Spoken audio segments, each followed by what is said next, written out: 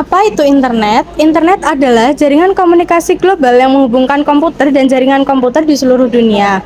Internet yang merupakan singkatan dari Internet Contact Network ini memungkinkan kita berbagi informasi dan berkomunikasi dari mana saja dan dengan siapa saja. Standar teknologi pendukung internet yang dipakai secara global bernama Transmission Control Protocol atau Internet Protocol Suite. TCP atau IP ini merupakan protokol pertukaran paket dalam istilah asingnya Switching Communication Protocol yang biasa digunakan untuk miliaran lebih pengguna yang ada di dunia. Proses menghubungkan rangkaian internet beserta penerapan aturannya ini disebut internet working. Peran internet sangat luas dan mencakup berbagai aspek kehidupan sehari-hari. Internet memfasilitasi komunikasi instan melalui email, pesan instan, dan media sosial menghubungkan orang di seluruh dunia. Ini juga memberikan akses cepat ke informasi dan sumber daya pendidikan, memungkinkan pengguna untuk belajar dan mengembangkan pengetahuan. Dalam dunia bisnis, internet memungkinkan perdagangan elektronik, memungkinkan perusahaan untuk menjual produk dan jasa secara online. Di bidang pendidikan, internet memungkinkan pembelajaran jarak jauh dan akses ke kursus online. Memperluas kesempatan pendidikan bagi banyak orang, internet juga menjadi sumber hiburan, menyediakan platform untuk streaming, film, musik, dan permainan, serta akses konten kreatif. Selain itu, internet berfungsi sebagai platform untuk inovasi teknologi, termasuk pengembangan aplikasi baru dan kecerdasan buatan. Internet juga memfasilitasi interaksi sosial dan komunikasi, memungkinkan orang untuk berbagai pengalaman dan membangun hubungan. Selain itu, internet memungkinkan pengumpulan dan analisis data dalam skala besar yang bermanfaat untuk penelitian dan pengambilan keputusan. Secara keseluruhan, internet memainkan peran kunci dan menghubungkan masyarakat, meningkatkan efisiensi, dan mendukung perkembangan berbagai sektor. Kerja internet. Sederhana, internet menghubungkan komputer dan perangkat lain melalui kabel, gelombang radio, dan infrastruktur jaringan lainnya. Perangkat tersebut kemudian dapat berkomunikasi, berbagi, dan mengakses informasi dalam hitungan detik. Meskipun prosesnya sendiri terdengar sederhana, ada beberapa hal yang perlu diperhatikan terutama saat menyiapkan infrastruktur jaringan. Yang pertama, ada permintaan dari pengguna atau client request. Saat Anda mengetik URL dari browser atau mengirim pesan, perangkat Anda berperan sebagai klien yang mengajukan permintaan ke server untuk mengakses data atau layanan. Yang kedua, DNS, Domain Name System. Permintaan pertama-tama diarahkan ke server DNS untuk menerjemahkan nama domain menjadi alamat IP yang dikenali oleh jaringan. DNS berfungsi seperti buku telepon internet yang membantu perangkat menemukan server yang tepat berdasarkan nama domain. Yang ketiga, ada protokol atau TCP atau IP. Internet menggunakan protokol ini sebagai untuk mengatur pengiriman data. TCP memecah data menjadi paket-paket kecil dan mengatur urutan pengiriman, sedangkan IP mengidentifikasi alamat tujuan paket.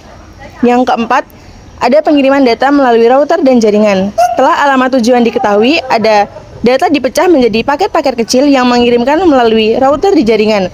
Router membaca alamat IP, tujuan pada setiap paket, dan menentukan rute terbaik untuk mengirimnya ke server yang tepat. Yang terakhir ada server menanggapi permintaan. Setelah paket sampai ke server tujuan, server memproses permintaan dan mengirimkan data yang diminta kembali ke perangkat klien. Data juga dikirim dalam bentuk paket yang diatur menggunakan TCP atau IP. Selanjutnya, ada penerimaan dan penyusunan kembali data. Data-data yang diterima perangkat klien disusun kembali dengan menggunakan TCP, sehingga informasi atau data yang diminta dapat ditampilkan dalam bentuk yang utuh. Selanjutnya ada HTTP atau HTTPS. Untuk menukarkan data di web, HTTP atau HTTPS digunakan.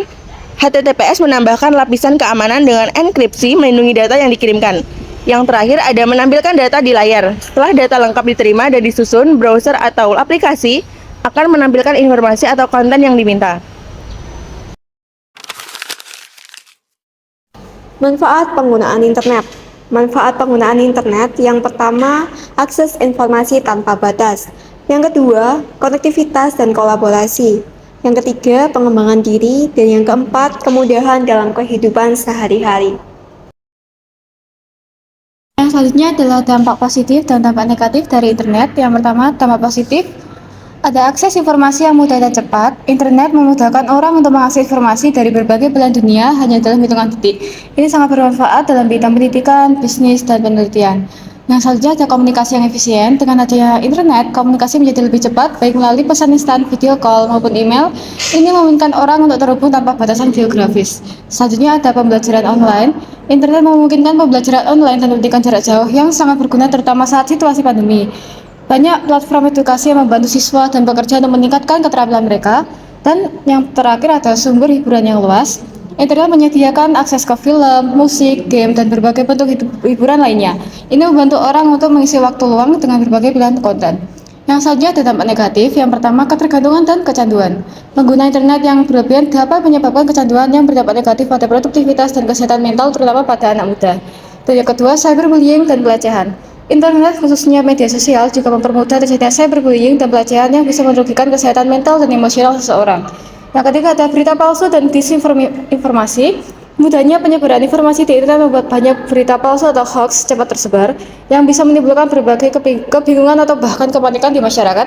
Dan yang terakhir ancaman privasi dan keamanan data. Pengguna internet seringkali membuat data pribadi rentan terhadap peretasan atau penyalahgunaan oleh pihak tak bertanggung jawab. Keamanan dan privasi di internet. Keamanan dan privasi di internet adalah aspek penting yang perlu diperhatikan untuk melindungi data pribadi dan mencegah ancaman cyber. Langkah-langkah keamanan dan privasi. Yang pertama, keamanan data. Enskripsi menggunakan algoritma untuk mengubah data menjadi format yang tidak dapat dibaca tanpa kunci deskripsi. Contohnya, HTTPS menggunakan SSL atau TLS untuk mengekskripsi data antara pengguna dan server. Yang kedua adalah privasi pengguna. Pengaturan privasi. Banyak situs dan aplikasi memiliki pengaturan privasi yang memungkinkan pengguna mengontrol siapa yang dapat melihat informasi pribadi mereka. Yang ketiga, lindungi informasi pribadi. Kata sandi yang kuat menggunakan kata sandi yang kompleks dan unik untuk setiap akun, serta mengubahnya secara berkala. Dan yang keempat, pencegahan serangan cyber. Phishing, waspadai email atau pesan yang mencurigakan yang meminta informasi pribadi.